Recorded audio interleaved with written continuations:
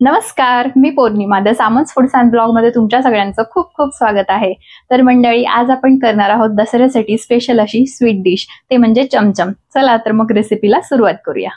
तर चमचम करण्यासाठी सर्वप्रथम आपल्याला इथे दूध लागणार आहे। तर मी इथे 1 लिटर फुल फॅट म्हशीचं दूध घेतलेलं आहे। तर आता हे जे दूध आहे ते आपल्याला उकळून घ्यायचं आहे। मीडियम फ्लेम वरती आपल्याला हे जे दूध आहे ते गरम करून घ्यायचं आहे। त्यानंतर ह्याला एक उकळी आली की मग आपण हे दूध काढणार आहोत। तर व्यवस्थित असं आपल्याला हे दूध जे आहे ते गरम करून घ्यायचं आहे।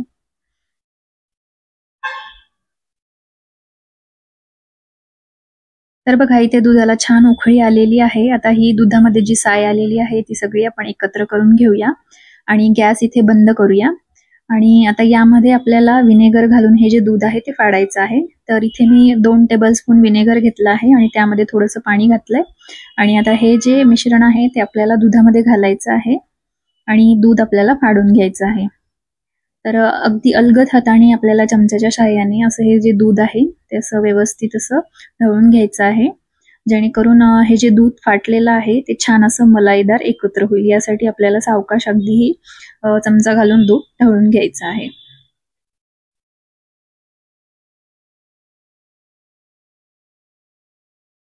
तर बघा, इथे आपलं 2 ते 3 मिनिटांमध्ये दूध व्यवस्थित असं फाटलेलं आहे, पाणी सेपरेट झालेलं आहे आणि मलाई सेपरेट झालेली आहे।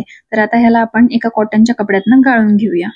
तर बघा, इथे मी एका बाउलमध्ये कॉटनचा कपडा घातलेला आहे। आता यामध्ये आपण जे मलाई फाडून घेतलेली आहे ती यामध्ये घालणार आहोत आणि व्यवस्थित असं आपल्याला हे गाळून घ्यायचं आहे।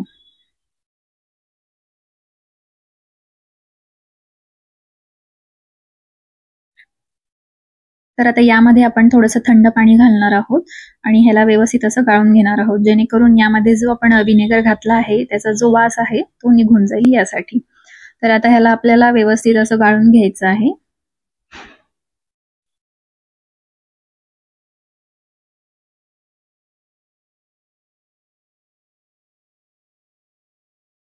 अशा प्रकारे सर्व यातलं पाणी आपल्याला काढायचं आहे। तर मी सर्व पाणी काढून घेतलेलं आहे। आता ह्याला आपण परत एकदा धुवून घेणार आहोत थंड पाणी घालून। तर आता यामध्ये आपल्याला थोडंसं थंड पाणी घालायचं आहे आणि चमच्याच्या साहाय्याने आपल्याला ह्याला व्यवस्थित असं पाण्यामध्ये मिक्स करायचं आहे, म्हणजे आतल्या साईडला जे काही विनेगरचा स्मेल असेल तोही देखील निघून जाईल यासाठी। तर असं आपण 2 थंड पाण्याने ह्याला वॉश केलेलं आहे। तर यातला सर्व जो विनेगरचा वास आहे तो निघून जाईल।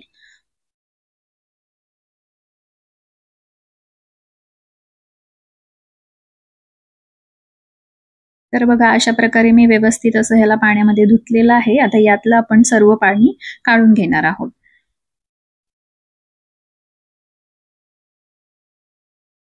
तर बघा, मी सर्व मला इथलं पाणी काढून घेतलेलं आहे। तर आता इथे आपण पाक तयार करून घेऊया।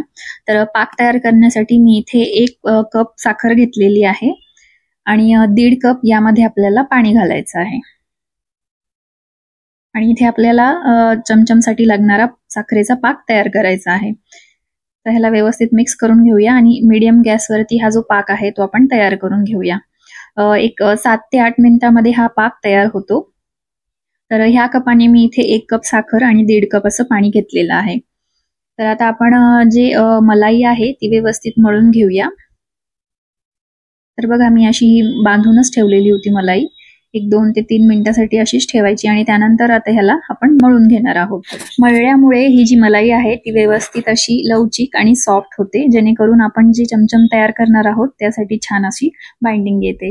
तर अशा प्रकारे ही जी मलाई आहे ती व्यवस्थित अशी कुस्करून घ्यायची आणि त्यानंतर तळ हाताने आपल्याला ह्याला छान असं पुढे सरकत सरकत ह्याला मळून घ्यायचं आहे अशा प्रकारे, जेणेकरून ही जी मलाई आहे ती व्यवस्थित अशी छान एकसंध अशी मळल्या जाते। तर बघा, इथे मी मलाई मळून घेतलेली आहे आणि आता यामध्ये मी 2 टेबलस्पून कॉर्नफ्लॉवर घातलेला आहे, जेणेकरून ह्याला छान अशी बाइंडिंग येईल आणि ह्याला देखील आपल्याला व्यवस्थित असं मळून ह्याचा छान असा एक डो तयार करून घ्यायचा आहे। तर बघा, मी मलाई जी आहे ती व्यवस्थित मळून घेतलेली आहे आणि आता इथे आपला पाक पण तयार आहे। तर आता आपण ह्याचे चमचम तयार करून घेऊया। तर एक असा छोटा पोर्शन घ्यायचा मलाईचा। तुम्हाला जेवढ्या आकाराची चमचम तयार करायची आहे तेवढी तुम्ही गोळा घेऊ शकता। त्यानंतर असा ह्याचा छान असा गोळा तयार करून घ्यायचा गोल आणि त्यानंतर ह्याला सिलेंडर असा शेप द्यायचा अशा प्रकारे, आणि ह्याला वरून असं थोडंसं प्रेस करायचं. तुम्ही गोल देखील करू शकता किंवा अशा आकारात केलं तरी पण चालेल. तर मी सर्व चमचम इथे तयार करून घेतलेले आहेत. आता या आपण पाकामध्ये घालूया आणि एक 7 ते 8 मिनिटासाठी ह्याला आपण पाकामध्ये छान शिजवून घेऊया.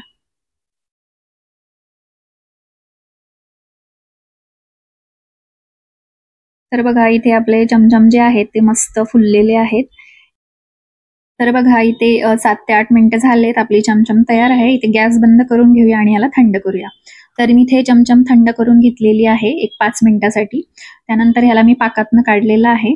असं एका डिशमध्ये ह्याला काढून घ्यायचं आहे आणि त्यानंतर यावरती थोडासा पाक घालायचा आहे, म्हणजे जेणेकरून तो अजून व्यवस्थित असा मुरेल. तर बघा आता इथे आपण चमचममध्ये घालण्यासाठी स्टफिंग आपण मलाई तयार करून घेणार आहोत. तर त्यासाठी मी इथे अर्धी वाटी दूध घेतलेलं आहे आणि अर्धी वाटी मिल्क पावडर घेतलेला आहे. आता यामध्ये आपल्याला 1 टीस्पून वेलची पावडर घालायची आहे. केसरचं दूध घालायचं आहे आपल्याला यामध्ये 1 टीस्पून, आणि इथे अर्धी वाटीच्या कमी आपल्याला यामध्ये साखर घालायची आहे आणि ह्याला व्यवस्थित असं मिक्स करून घ्यायचं आहे आणि ह्याचा छान असा घट्ट गोळा तयार होईपर्यंत ह्याला छान असं आपल्याला शिजवून घ्यायचं आहे. मलाईच्या ऐवजी इथे तुम्ही खव्याचा वापर देखील करू शकता. तर बघा इथे मी व्यवस्थित असं ह्याला छान असं परतून घेतलेलं आहे आणि आता छान हे सारण जे आहे ते असं घट्ट झालेलं आहे. तर इथे आपण आता गॅस बंद करूया. तर आता आपल्याला चमचम तयार करायचे आहे. तर त्यासाठी इथे एका सुरीच्या साहाय्याने आपण ह्याला मध्यभागून असं कापून घेणार आहोत आणि यामध्ये आपण जी मलाई तयार केलेली आहे ती अशी पायपिंग बॅगच्या साहाय्याने मी इथे यामध्ये फिल करत आहे. तुम्ही सुरीच्या साहाय्याने यामध्ये जरी फिल केली तरी पण चालेल. तर अशा प्रकारे यामध्ये आपल्याला जी मलाई आहे ती व्यवस्थित अशी फिल करून घ्यायची आहे. तर अशाच प्रकारे मी सर्व चमचम मध्ये ही जी मलाई आहे ती मी स्टफ करून घेणार आहे. तर बघा इथे मी सर्व मलाई जी आहे ती स्टफ करून घेतलेली आहे. तर इथे मी सजावटीसाठी बदामाचा वापर केलेला आहे. तुम्ही बदामाच्या ऐवजी इथे चेरीचा देखील वापर करू शकता. तुमच्या आवडीनुसार तुम्ही यावरती बदाम, चेरी किंवा काजू अशा प्रकारे याचा तुम्ही वापर करू शकता. तर बघा इथे मी सर्व चमचमवरती बदामाचे काप लावून घेतलेले आहेत. तर आता यावरती मी थोडेसे पिस्त्याचे काप घालणार आहे.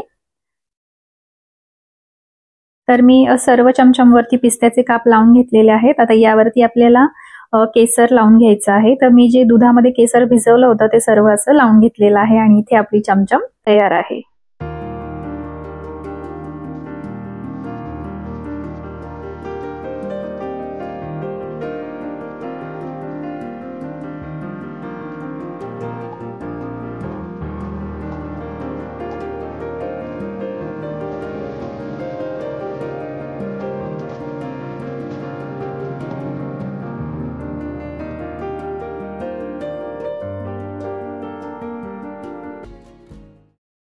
तर अशा प्रकारे आपली चमचम स्वीट डिश मिठाई तयार झालेली आहे. रेसिपी कशी वाटली मला कमेंट करून नक्की सांगा. व्हिडिओ आवडला तर व्हिडिओला लाईक करा, शेअर करा आणि सबस्क्राईब करायला विसरू नका.